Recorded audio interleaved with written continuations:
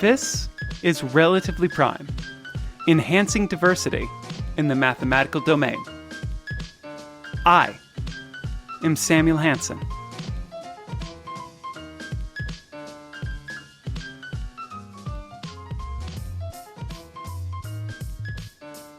On the last episode of Relatively Prime, the creators of Mathematically Gifted in Black talked about how a program called EDGE had brought them all together.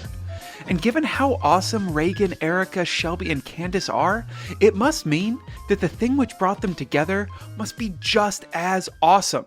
So, on this episode, let's talk about EDGE. EDGE, or Enhancing Diversity in Graduate Education, was created by Sylvia Bozeman and Rhonda Hughes. The idea came to them after 4 years of running the Spelman-Bryn Mawr Summer Mathematics Program for undergraduate women in the mid-90s. But after that program ran out, we realized that one of the things we were most concerned about was what was happening to our wonderful undergraduate women who decided to go on to graduate school in mathematics. And they often hit a lot of roadblocks when they started, even though they'd been superb students as undergraduates. The culture of graduate school and the demands of graduate school were sometimes a shock to them, and we were not at all happy with what was happening to our students. That was Rhonda Hughes, one of the EDGE founders and professor emeritus at Bryn Mawr. And it wasn't only their summer students that they were noticing issues with either, according to Sylvia Bozeman, the other EDGE founder and professor emerita at Spelman College. We were looking actually at some of our own students from to these two women colleges who were in graduate school and were dropping out for what we thought were non-academic reasons. So they put their heads together, and with funding from the National Science Foundation, they were able to run EDGE for the first time in 1998. We started in 1998, a four-week summer session, and then tried to follow them on into graduate school. And so that program has evolved really until now. We see the students from one degree to another. At the beginning, we thought we were just helping them to get through that first year of graduate school and to go back for the second. But later on, we realized that we had to follow them on until they got the degree that they were set on. While it is a program for women entering mathematics graduate school, EDGE is not only about doing mathematics. It's also about tackling a different sort of problem entirely. Because the mathematics community is so much dominated by white males, sometimes it's difficult for students to become integrated into that community in the graduate departments. And so that can be quite a challenge for students who are not a part of the culture, to figure out that culture and to figure out how they can understand it and become a part of it and yet retain their own identities and their own values. EDGE tries to tackle this problem using a bunch of different methods, but one of the big ways is simply through changing who is in the room where mathematics happens. We have tried to have about half and half of underrepresented students and those who are not underrepresented according to NSF guidelines.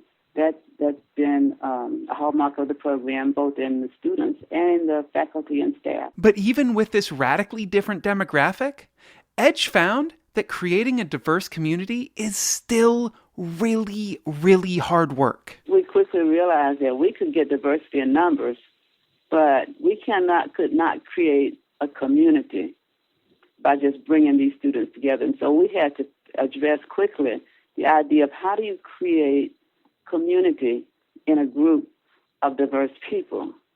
And we actually had to bring in a sociologist to help us by the second summer to help students bridge the conversations. And so we've seen out of that and our growth and understanding the importance of the social aspects, we've seen a community of people grow. We've seen when students come to the EDGE program, they don't leave.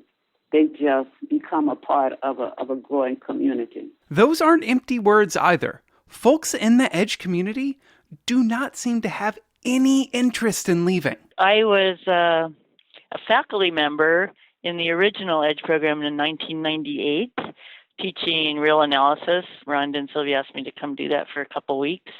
And I came back every year. That was Amy Radenskaya, professor at Pomona College and current EDGE director.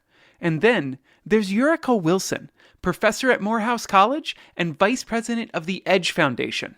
Eureka first became involved with EDGE in 1999 as a graduate mentor.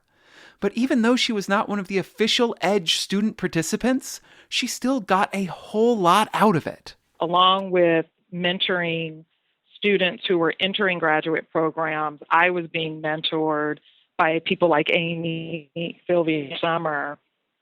I think was sort of pivotal in me not only completing graduate school, but really thriving and understanding what my opportunities and options were even beyond graduate school. So while Sylvia and Rhonda had thought that they were developing a program to help women navigate the start of their mathematical graduate school lives, EDGE has grown into something much greater. It has become a mentoring community that students continue to reach back into during the time that they are in graduate school, and even after they leave.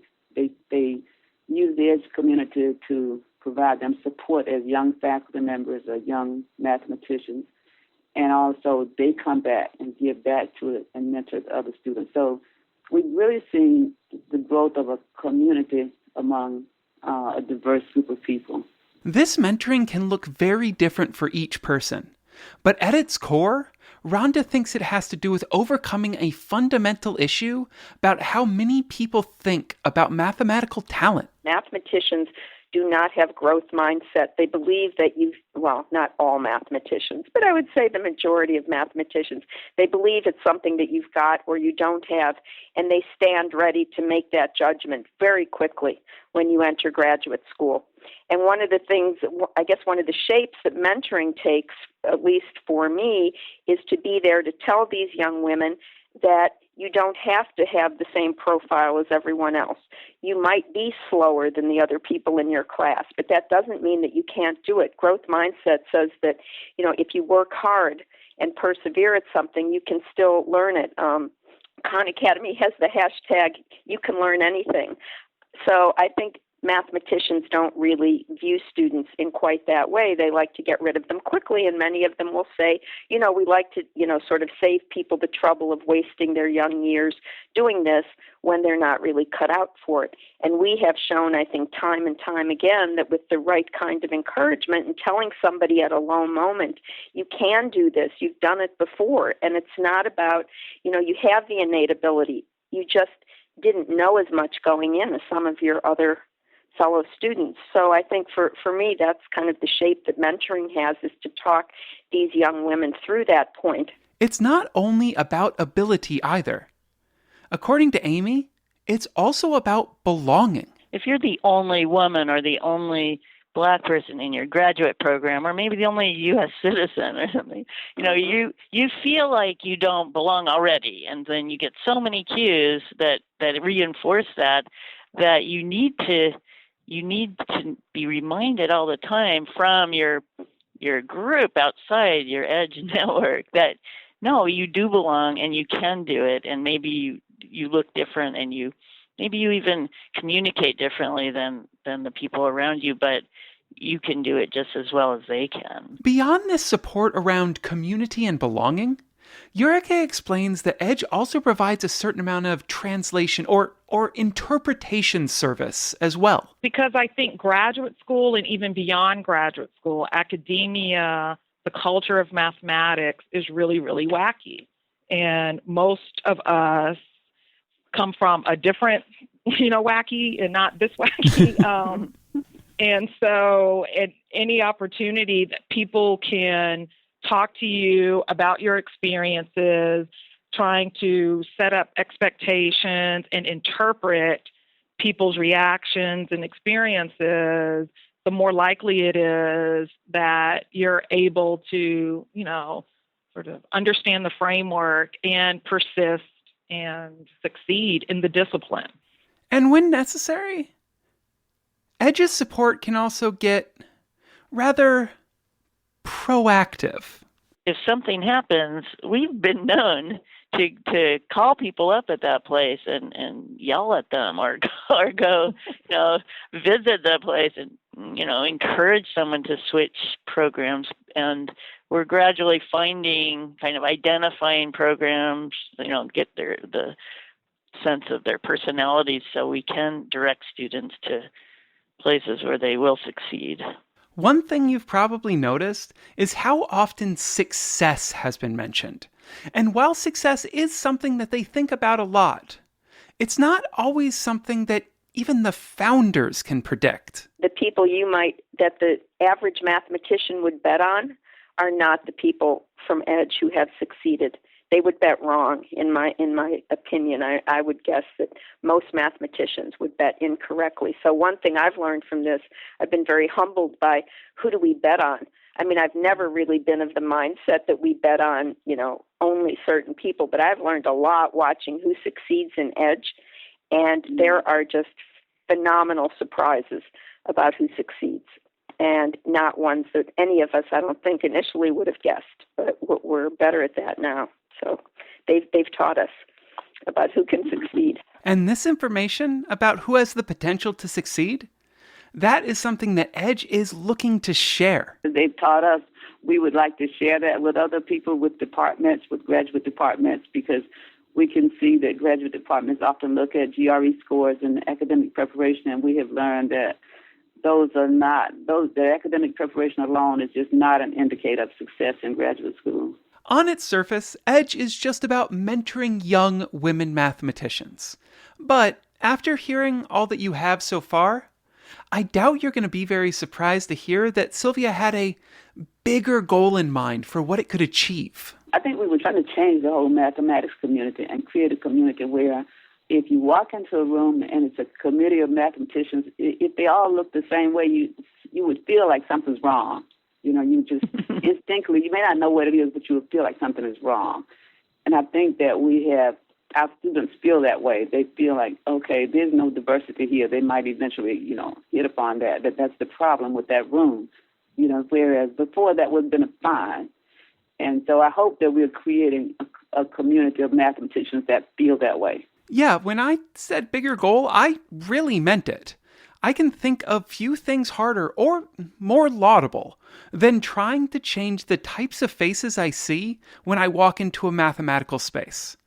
Luckily for them, and really for all of us, it does seem that EDGE might just be a self-perpetuating system. And, because wherever they go, they sort of create EDGE environments. I mean, we see this in graduate programs, and we see this when they're sort of negotiating jobs. They're saying, I want to do either a small piece or the whole EDGE program on my campus.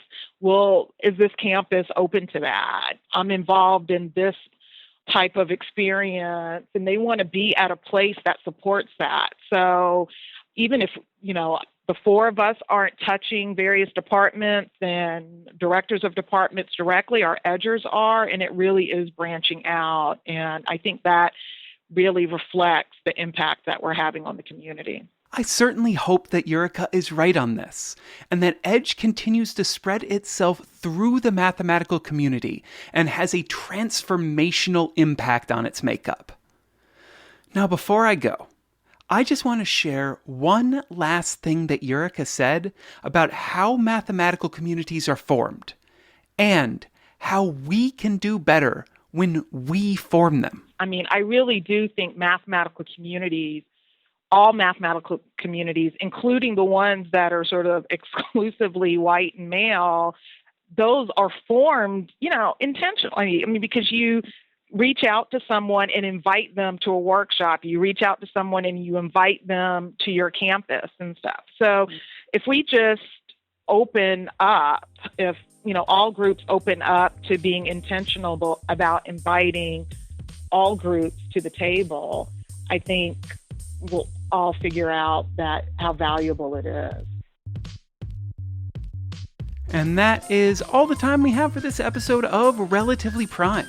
I want to thank Sylvia Bozeman, Rhonda Hughes, Eureka Wilson, and Amy Radenskaya for giving me their time back in 2015 when our conversation was originally recorded. I also want to let you know that it is possible for you to support Edge monetarily. So if you want to help them out with their amazing work, just head over to edgeforwomen.org and click on Donate. The music that I'm talking over right now, and that was at the front of the episode, is from Lowercase N, who you can find at Bandcamp or on the show page for this episode on relprime.com. Most of all, I want to thank all of my patrons on Patreon.